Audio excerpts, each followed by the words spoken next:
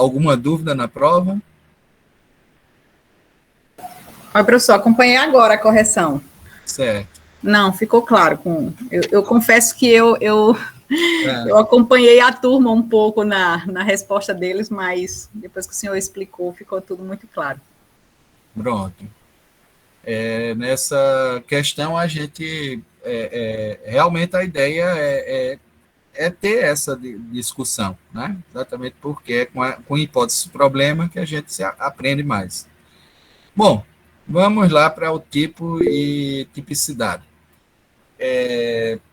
A discussão sobre o tipo penal e a ideia de que as condutas devem estar descritas num tipo penal, e essa descrição típica é em si abstrata, como, por exemplo, matar alguém, o tipo, como é um elemento descritivo de conduta, ele ele tem por núcleo um verbo, e os verbos são as palavras que designam ação. Por designarem as ações, é a partir de um núcleo verbal que eu extraio praticamente a conduta. Né? Então, matar alguém. Né? Dentro dessa perspectiva, obtendo-se aí a partir da ideia do verbo matar, eu tenho um núcleo típico no artigo 121 com um tipo penal. E ao tipo já se adere uma pena específica, que é aquela combinada a essa conduta, e essa união dialética entre o preceito e o seu conteúdo, que é um conteúdo repressivo, me dá a ideia de que é proibida aquela conduta.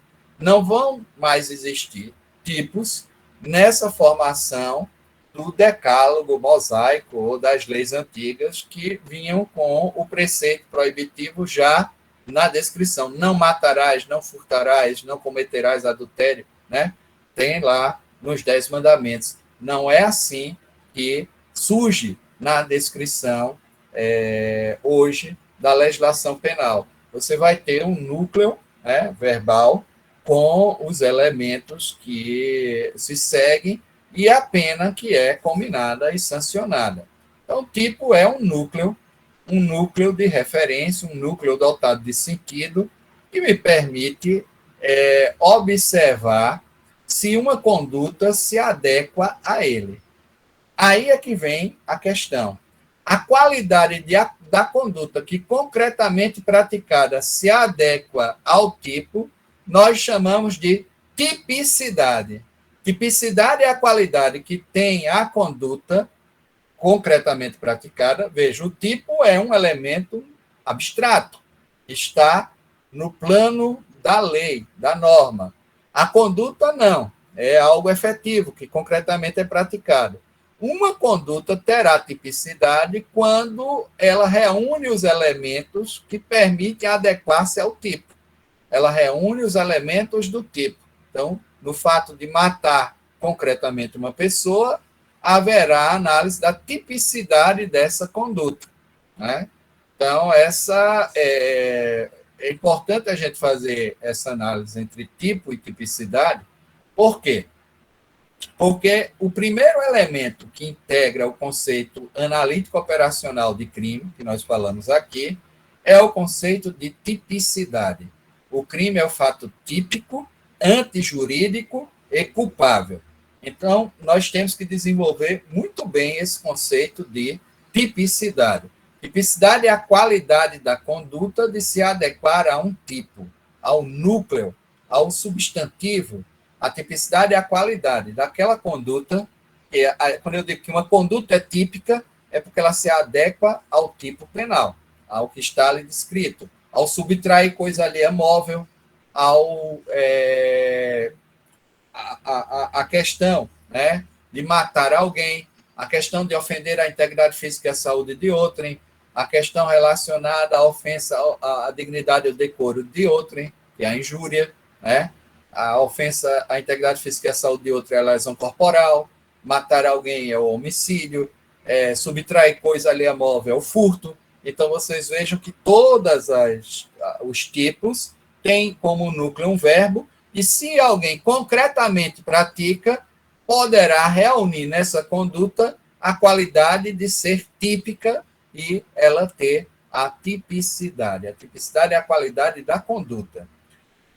Aqui vem uma grande questão que é formulada já há algum tempo pelos penalistas de qual a natureza da tipicidade. Qual a natureza da tipicidade penal? A tipicidade penal é a ratio essende, é a ratio essende do conceito, de crime, né? Ou seja, a essência desse conceito, ou é a ratio cognoscendi. Defende a ideia de tipicidade como ratio essende o penalista Mesger. Edmund Mesger é o autor da teoria da tipicidade como ratio essende do tipo, né? Como ratio essende da ideia de crime. E defende a teoria da ratio cognoscendi Hans Welser. Edmund Mesger defende a teoria da ratio essende e Hans Wetzel, como diz o professor Luciano Nascimento, né, que trata, né, diretamente do alemão, defende essa perspectiva da ratio cognoscendi. Então, nós temos a ratio essende e a ratio cognoscendi. Quais as diferenças que extraímos daí? Vamos supor que eu diga que a tipicidade é a própria razão da antijuridicidade penal. Qualquer antijuridicidade penal, ela tem que ser típica. Então, a ratio essende da antijuridicidade penal é a tipicidade. Isso é a teoria de Welser, né? Penal é a tipicidade. Essa é a teoria de Mesger. De que a antijuridicidade penal, a ratio essende da antijuridicidade penal é a tipicidade. Então, só existe antijuridicidade penal se ela for típica. Por isso que Welser defende a ideia de que as causas excludentes de antijuridicidade, a legítima defesa, o estado de necessidade, que estão lá no artigo 23 do Código Penal, elas são elementos negativos do tipo. Porque elas contrariam a possibilidade desse tipo se realizar. Né? Elas são elementos negativos do tipo. Então, a legítima defesa, o estado de necessidade é visto aí por Edmund Mesger como elementos negativos do tipo. Isso traz uma série de problemas. Quais são os problemas? Se eu digo que matar alguém é típico, mas eu digo que matar alguém em legítima defesa não é, porque, ao ser justificado negativo tipo, eu trago a ideia de que, e aí é o que Welser coloca, de que não há nenhum estranhamento, não existe nenhum estranhamento, nenhum espanto,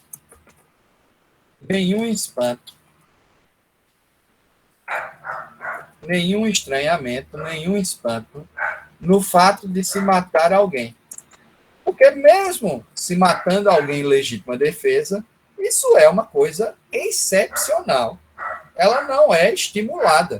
Ela é uma situação de autotutela numa circunstância excepcional que está expressamente previsto no que nós chamamos de tipo permissivo, o que descreve a legítima defesa no seu artigo 25 é um tipo permissivo. Tanto também o estado de necessidade. Artigos 25, 24 e 25 são tipos permissivos, porque eles permitem uma determinada conduta em situações excepcionais. E se não se gera nenhum estranhamento no fato de matar uma pessoa, é como se matar uma pessoa fosse matar uma mosca. ou qualquer ser vivo de menor relevância, né, dentro da ideia da dignidade da pessoa humana, porque só reúne essa qualidade de dignidade da pessoa humana. Agora a gente tem discutido a dignidade dos animais, existem até autores e professores lá do nosso centro, né, temos um grande professor, uma pessoa humana extraordinária, que é Francisco, não sei se vocês já tiveram aula com ele, né, de Direito do Trabalho, é um grande, um bom mestre, né, um professor que eu reconheço muito, e que trabalha sobre a ideia, o objetivo central dele é o direito dos animais e da proteção dos animais, né, a luta, né, diária de Francisco, faz jus ao nome, né, Francisco, né, todo Francisco tem essa perspectiva ecológica, de lidar com esse tipo de relação com o meio ambiente, de proteção, e aí há uma luta constante de reconhecer uma dignidade aos animais para minimizar o sofrimento animal, proibir os maus tratos, etc. E isso nós já alcançamos, de certa forma, dentro da Lei dos Crimes Ambientais, a nossa Lei 9.605/98. Mas, óbvio, que não tem o mesmo alcance da dignidade da pessoa humana. Então, se eu não tenho qualquer estranhamento no fato de se matar uma pessoa, eu, que mereço essa permissão, essa ideia da ratio essende, a gente observa que a tipicidade não é, em si, a própria antijuridicidade, ela não reúne já de cara as características da antijuridicidade penal. Senão eu criaria também uma ideia de que existe uma antijuridicidade penal específica, uma antijuridicidade penal especial, que não é vislumbrada, uma antijuridicidade penal especial, que não é vislumbrada por outros ramos do direito, e isso não existe. A antijuridicidade penal, aquilo que é penalmente antijurídico, ou é também civilmente, tanto que determina a reparação do dano causado, como é também administrativamente, porque pode gerar algum tipo de interdição, algum tipo de intervenção, algum tipo de prevenção que esteja aí amparada. Então, essa antijuridicidade penal especial, ela vai estar descaracterizada, né, por essa abordagem. Tudo isso foi criticado por Welser.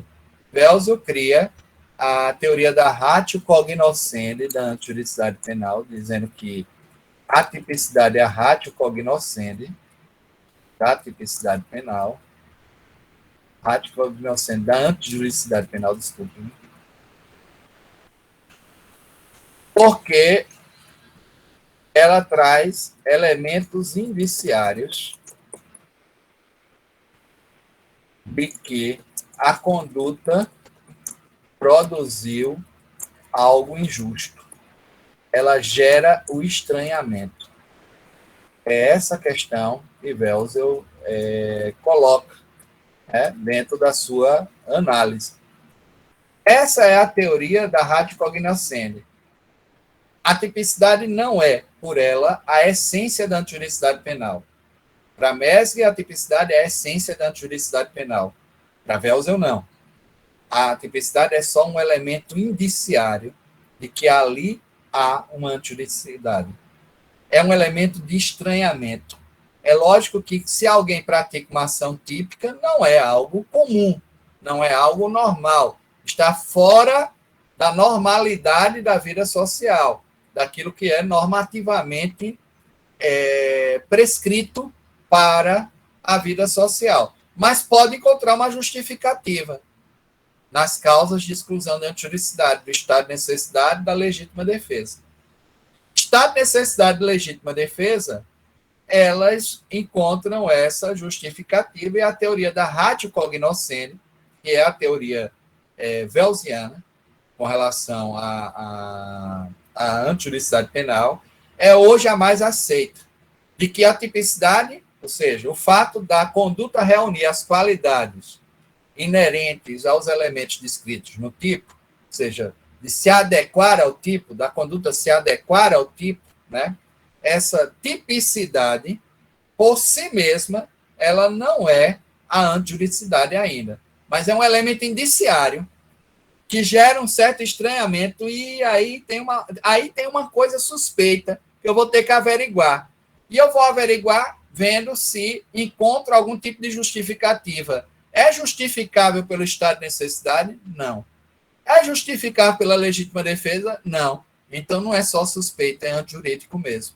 Agora, se for justificável, vai ser típico. Não pode dizer que negativou o tipo, porque senão a ação de matar um homem, por exemplo, é comparada a matar uma mosca, é uma coisa que não gera nenhum estranhamento, mas aqui gera. É estranho, mas você tem uma autorização, uma permissão dentro da norma do tipo permissivo da legítima defesa e do estado de necessidade, né? Do 24 e do 25 do Código Penal. Até aí, tudo bem, né? Para todos nós. A gente já começou a perceber que a teoria welsiana, quando trabalha a ideia de que a antijuridicidade é um elemento indiciário, a tipicidade, desculpe-me, a tipicidade é um elemento indiciário da antijuridicidade, ela não se confunde com a própria antijuridicidade, mas ela indica que aquilo que está se praticando é suspeito, provavelmente é antijurídico, né? Provavelmente é antijurídico porque é típico, porque se adequou ao tipo, então provavelmente é antijurídico, provavelmente é injusto. Ao fazer isso, ao trazer essa noção de que há um elemento indiciário aí da antijuridicidade, né?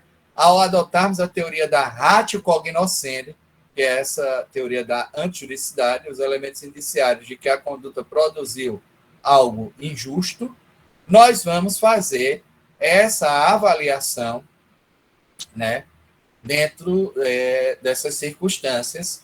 E aí nós vamos observar algum de vocês já deve ter ido até o Código Penal alemão, né, e observado que no Código Penal alemão só existe como causas de exclusão da juridicidade a legítima defesa, aliás, o estado de necessidade e a legítima defesa. O estado de necessidade e a legítima defesa. E, na realidade, são previstos só o estado de necessidade, porque a legítima defesa nada mais é do que uma forma especial do estado de necessidade. A gente vai ver isso mais adiante, quando estudar as causas de justificação. Estaria correto também. Então, só está previsto no estado de necessidade e a legítima defesa lá no Código Penal alemão. Aí você vai para o artigo 23 do Código Penal brasileiro e vai dizer, poxa, nós somos mais produtivos, temos um alcance maior de causas de justificação, porque aqui, professor, está o exercício regular de um direito e o estrito cumprimento de um dever legal. O exercício regular de um direito e o estrito cumprimento de um dever legal. Então, essas outras formas de causas de justificação lá no artigo 23. O artigo 23 tem 4 fórmulas, né? O estado de necessidade, a legítima defesa, o exercício regular de direito e o estrito cumprimento do dever legal. Mas, na realidade, é porque, adotando-se a teoria da ratio cognoscendi, da antijuridicidade, como observando a tipicidade como elemento indiciário da antijuridicidade penal, eu não preciso classificar exercício regular de direito e estrito cumprimento do dever legal como causa de justificação, porque, na verdade, ela gera uma atipicidade do fato. É isso que o Zaffaroni trata na ideia da tipicidade conglobante, ou tipicidade conglobada. Tipicidade conglobante, ela é igual, vejam a formulazinha aqui, ao tipo legal. A conduta tem que reunir os elementos descritos no tipo legal, né? Porque para haver aí o tipo penal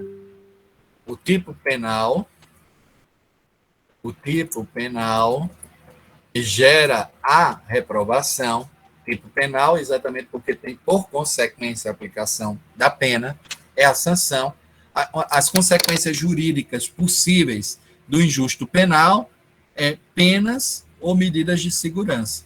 São as duas consequências possíveis. Nós vamos estudar isso também mais adiante, né? Quando estudar a teoria da pena, vamos refletir sobre as sanções penais. Essas são as consequências jurídicas da prática do crime. Penas ou medidas de segurança. A tipicidade conglobante é o tipo penal, e nada mais é do que o tipo legal. O tipo legal é esse que está aqui na parte especial. É o que nós vamos encontrar nas várias legislações penais especiais. Vamos lá, na 9.698, tem lá uma série de crimes contra o meio ambiente. Vamos na 837, tem vários crimes contra a ordem tributária. Eu vou vou passando, né, pelas mais diversas, né, legislações penais, inclusive, mesmo algumas legislações que são do campo civil, elas têm também essa abordagem. Então, a tipicidade conglobante do tipo penal, ele é o tipo legal, que é o elemento que está, né, a conduta na forma abstrata que vem prevista na lei, somada ao juízo de antinormatividade, que é esse juízo de antinormatividade é exatamente o juízo de estranhamento, de que algo anormal, antinormatividade, de que algo anormal foi praticado. Olha aí, tipicidade conglobante é o tipo penal, que nada mais é do que o tipo legal somado ao juízo de antinormatividade. Aí eu tenho aqui alguns elementos que vão me permitir classificar essa coisa. Porque vamos supor que existisse aqui a pena de morte e ela fosse aplicada. Aí você tem um carrasco, né, que é o verdugo, que é o responsável por aplicar a pena de morte. Se toda vez eu precisasse dizer que há uma causa de justificação pelo estrito cumprimento do dever confiado a ele como funcionário público, que um dos poderes de organização do serviço público é o poder hierárquico, e ele só é conduzido, em termos burocráticos, pela existência das leis, né? Então, eu tenho o poder hierárquico, toda vez eu vou poder ter que justificar, né, na execução de que aquilo não foi um homicídio, mas uma execução legal determinada, né, por conta das leis e da profissão do papel social dele. Não vai gerar aí um juízo de antinormatividade, de estranhamento essa ação. No caso, pode gerar um estranhamento moral, psicológico, aí é outro problema, mas um estranhamento dentro do sistema social e do sistema jurídico, no tocante e entre os sistemas sociais, o sistema jurídico vai lá e não reconhece aquilo como algo estranho, fora da ordem, uma exceção, porque é uma prática estimulada, essas práticas são socialmente estimuladas, é socialmente estimulado o sujeito cumprir com o seu dever legal. E é socialmente estimulado se exercer regularmente um direito. Eu não preciso justificar. Por que é que eu preciso justificar um direito que foi exercido? Ou o fato de fui para uma coisa muito grave, que é o cara do carrasco, que não existe no nosso contexto, né? Esqueçam isso no nosso contexto constitucional, porque a pena de morte é vedada, a não ser em casos de guerra declarada. Mas vamos para uma situação mais corrente. O sujeito põe abaixo uma porta no cumprimento de um mandado judicial, dentro do horário adequado para cumprir esse mandado, com o domicílio correto previsto ali naquele mandado, ele põe abaixo para fazer uma busca e apreensão. A oficial de justiça, eu não vou poder falar de dano, nem de um juízo de antinormatividade, nesse caso, que não deveria causar estranhamento, porque é o papel social e vinculado de alguém que cumpre a sua função legal definida dentro da estrutura do Poder Judiciário para a realização da justiça e está cumprindo com essa função. Ele não há aí qualquer tipo de estranhamento nessa ação, eu não preciso justificar. A mesma coisa numa luta de MMA. Se toda vez sai todo mundo machucado com o olho roxo, eu dizer que aquilo são lesões corporais, porque tratando-se do exercício regular de um esporte, infelizmente é um esporte violento, né? mas é um exercício regular, que é feito dentro de determinadas regras, né? Exercício regular do esporte, né? Dentro do exercício regular do esporte, aqueles machucões, eles, em princípio, às vezes até esportes que têm contato físico, né? Que às vezes você provoca, a não ser que você exagere e seja descuidado, né? Num carrinho, no futebol, né?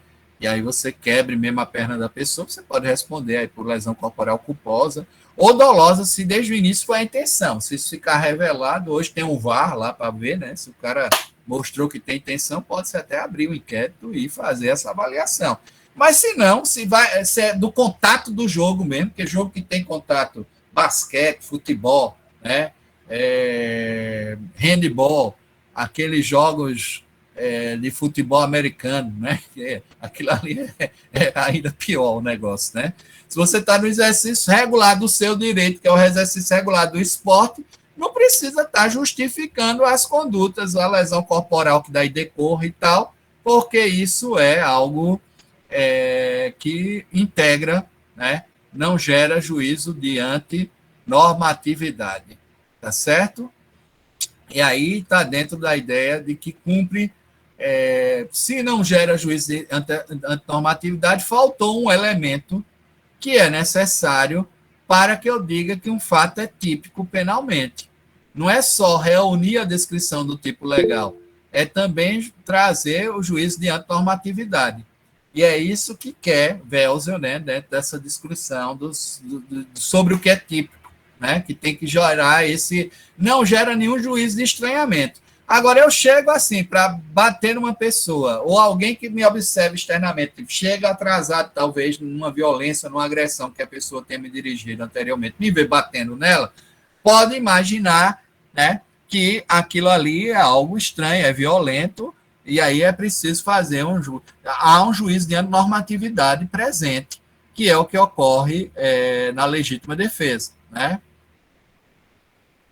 No jiu-jitsu, exato, Daniel. O exercício regular do esporte, às vezes, acaba numa situação que não é. No jiu-jitsu, já quebrei a clavícula e o braço. Infelizmente, é um esporte de contato, né? Agora, você não vai processar a pessoa, não faz parte, e nem vai gerar esse juízo de antinormatividade. Na verdade, o que Welser quer dizer é que exercício regular de direito e estrito cumprimento de dever legal nem típico é. São fatos atípicos, completamente fora do tipo, porque não gera nenhum juízo de estranhamento. É diferente de você matar alguém numa legítima defesa, porque é típico, só não é antijurídico. Só não vou chegar na antijuridicidade porque existe um juízo permissivo lá no artigo 25 do Código Penal, que dispõe sobre a legítima defesa. Compreendem isso aí? Ou seja, esses casos, a gente... Uma outra questão que eu esqueci quando a gente falou do tipo, é as funções do tipo penal. Eu posso até prescindir dessa parte geral, sabia? Ela pode ser propedêutica a partir da doutrina, da jurisprudência. Muitos países nem têm código penal, mas seguem à risca a legalidade penal. Estados norte-americanos, muitos deles. Alguns estados do Louisiana, o Novo México, por influência também latina ou francesa, têm códigos penais. Mas outros não têm legislações penais, né? E essas legislações quase sempre já começam no tipo penal. Elas não trazem essa parte introdutória que a gente tem até o artigo 120 do Código Penal e que a gente está aqui se esforçando para compreender como é que ela funciona, né? Essa parte propedêutica introdutória, né, não existe. E aí vocês vão me perguntar, eles não cumprem a legalidade penal? Não, pelo contrário. É isso que eu vou falar. Eu posso até prescindir da parte geral. Posso. Ela é uma parte muito mais principiológica, mas princípio que reforça, que precede. Mas eu não posso prescindir jamais da parte especial, se eu quero cumprir com a legalidade penal. Por quê? A primeira e grande função do tipo é realizar a legalidade penal. Não adianta de nada a gente discutir legalidade penal se não existe a parte especial, a descrição das condutas. Por isso que a parte especial é a parte mais importante do direito penal. É a parte mais importante do direito penal. A partir do artigo 121 do Código Penal. Corra tudo, vá até o artigo 121 e seja apresentada a legalidade penal. É aquilo. É colocar na conduta, matar alguém, pena, reclusão de 6 a 20 anos. E quando eu faço isso com cada conduta, eu realizo, através do tipo, a legalidade penal. Então, essa é a grande função do tipo penal, realizar a legalidade penal. Né? Essa é a primeira e grande função do tipo penal. Eu poderia ter outras funções a extrair. A função seletiva. O tipo vai descrever, na descrição, ele extrai elementos que pormenorizam. Aí você vai dizer, professor, mas até na tutela da vida a gente não tutela tudo, porque a gente proíbe até o aborto, né? A destruição da vida intrauterina.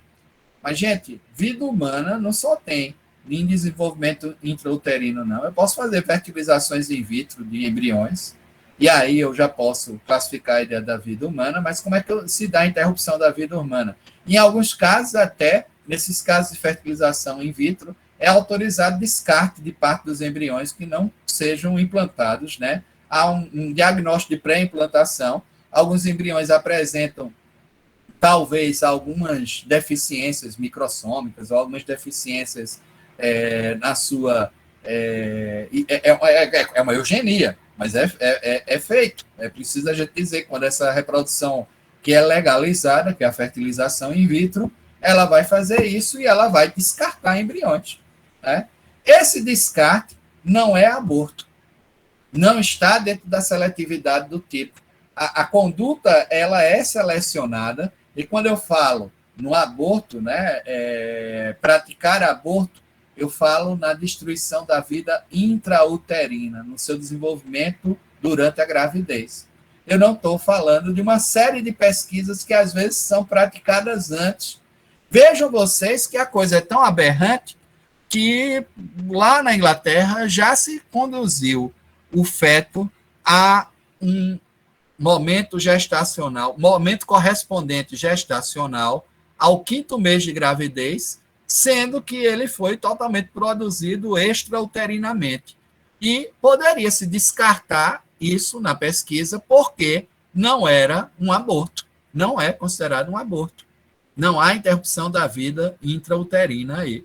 Para você ver que o tipo cria uma função seletiva. Ela não seleciona todos os aspectos da vida, mas só aqueles mais relevantes e que interessam ao direito penal tutelar.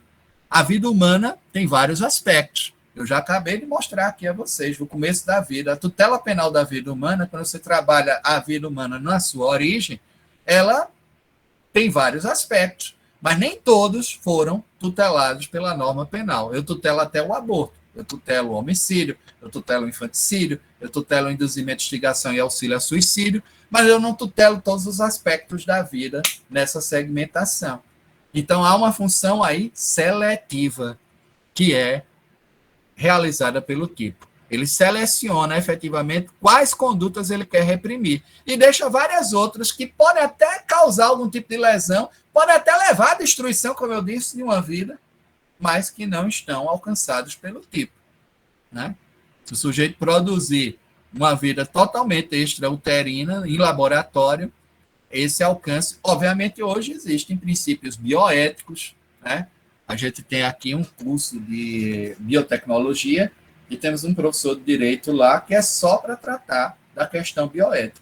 É um excelente professor que trabalha a tutela penal da vida e desses elementos exatamente por conta do crescimento dessa disciplina, né? Que ela envolve vários elementos relevantes para a manipulação genética, para a manipulação embrionária, para a realização de pesquisas. Mas essas pesquisas, elas são realizadas e eu não tutelo da mesma forma, eu não selecionei isso com o mesmo vigor, com o mesmo rigor de outras condutas que surgem lá no Código Penal. Diga aí, Daniel. Professor, uma pergunta. Os outros cursos, sem ser o direito, eles estudam o direito em si, tipo, no curso de medicina, tem alguma parte que vai tratar da área jurídica, ou no curso só a questão de conhecimento mesmo? Ele tem essa parte? Não. Inclusive, tem se desenvolvido muito o direito médico. Existem até especializações hoje em dia, e é muito importante, porque vai tratar da responsabilidade civil, do erro profissional, né? De elementos referentes ao tratamento junto aos clientes, né? O tratamento junto aos pacientes, não clientes, aos pacientes, elementos éticos que envolvem a administração das drogas, né? Tudo isso é analisado eu já, inclusive, orientei alguns trabalhos, já fiz, eu tenho aqui um tratado que um aluno nosso de Direito, que hoje é professor lá no Centro de Ciências da Saúde, mas no curso de enfermagem, fez sobre a enfermagem, né? Sobre os parâmetros jurídicos da atuação da enfermagem, e principalmente a enfermagem que atua em UTI, porque ele próprio, por acaso, veja, uma experiência dele que acabou surtindo efeitos sobre a análise de padrões éticos, né, na questão da UTI. Ele formado em Direito e Enfermagem, atuava nas duas condições, e aí, no mesmo dia que o filhinho dele nasceu, ele estava se deslocando de um plantão que ele tinha dado para o hospital, né, onde a mulher estava, né, um dia feliz, um dia contente na vida deles, etc. E aí ele sofreu um acidente de carro horrível, que passou 2 meses e meio em coma, e depois ele ficou na UTI mais uns 3 meses, passou uns 6 meses de UTI. Eu me lembro até que cheguei em algum momento a visitar, né, ou passar perto dos familiares para perguntar como estava e tal. Então foi uma coisa horrível, né? E aí ele, durante esse período, dizia que dependia muito, ele não perdeu a audição. O que as pessoas não percebem é que os moribundos, essas pessoas que estão lá, mesmo que elas estejam numa situação grave, o último sentido que nós perdemos é a audição, porque parece que o cérebro manda, né, ordena ao corpo, né, a paralisação de todas as atividades, mas nos deixa ainda com uma certa percepção, né, das coisas ao redor. E com essa audição ele viu coisas terríveis, né, escutou coisas terríveis também, né, no tocante à condução do seu tratamento, e hoje devia desligar, isso aí não vai, coisas assim, né? E aí ele resolveu escrever um manual mesmo de conduta ética, né, sobre os procedimentos e tal, não com todas as equipes, ele até falou isso, professor, depende da equipe, tinha equipe excelente, mas parecia que você já, até o paciente sente quando o plantão muda na UTI, né? E aí o plantão muda tudo, e a forma como a pessoa é tratada, etc. Então, é um negócio problemático que a gente ainda não enfrentou claramente, mas é que é preciso pôr. O direito tem esse princípio também de eticidade das relações, né? De você tem que propor, tem que trazer um projeto para estabelecer essas relações, né? Alguns elementos já existiam, ele só buscou aumentar, né, a visibilidade disso, e é uma disciplina que ele dá lá no curso de enfermagem, né? Ele dá essa parte da ética na enfermagem. A mesma coisa em medicina, existe sim a disciplina de ética, mas não a disciplina jurídica, entendeu, Daniel? Propriamente jurídica. Eu acho que com o tempo, algumas coisas relacionadas ao direito médico vão ser necessárias, né? Você incluir, porque o profissional também vai ter uma maior clareza de onde ele pode ser imputado, que tipos de atribuições ele pode receber, em quais circunstâncias. A gente tem algumas questões relacionadas ao constrangimento ilegal, mas não é constrangimento o tratamento oferecido para o médico, não é salvífico, né? O tratamento salvífico necessário para salvar a vida do paciente não é um constrangimento. Então, por exemplo, se o médico determinar que tem que fazer a transfusão de sangue, não adianta ser testemunho de Jeová, dizer que não vai fazer porque não aceita transfusão de sangue, porque aí vem a liberdade religiosa versus a necessidade salvífica da vida. E aí, o princípio, liberdade, vida, e no caso concreto, você vai ver o que é possível na proporcionalidade. Aí existe um outro quesito de que o choque vai existir, muitas vezes, entre direitos, e você vai se servir de uma coisa chamada proporcionalidade para poder resolver isso. Não ter nenhum bem ou valor tão excessivamente protegido que não. E, às vezes, é bom ministrar isso para os médicos, para eles terem uma certeza de quando podem agir melhor e quando podem realmente deixar a liberdade religiosa, a liberdade de consciência funcionarem. Se ele tem alternativas, ele deve buscar essas alternativas para respeitar a liberdade religiosa ou de consciência. Mas se não tem, se o único meio, uma coisa é conveniente, outra coisa é necessária. O que é conveniente é útil. Seria útil fazer, mas eu tenho outras alternativas, e essas alternativas, né? Outra coisa é definir necessidade. Necessidade é a única forma, é o único meio. Não é algo conveniente, mas é a única forma para salvar. E aí eu preciso fazer esse tipo de avaliação. De fato, Daniel, você tem razão.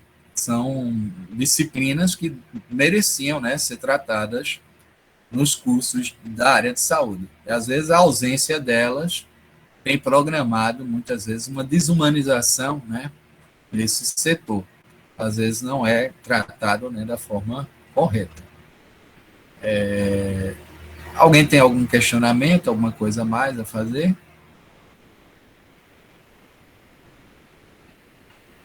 Então, acho que a gente pode interromper hoje por aqui.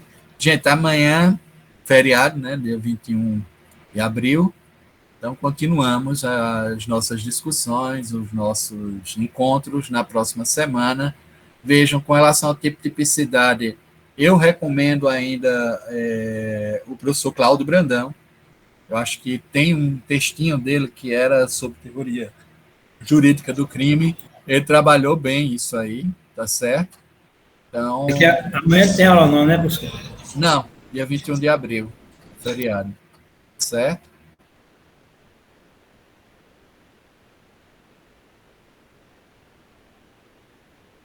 Se servir dele, tá bom? Gente, um abraço, até para a semana.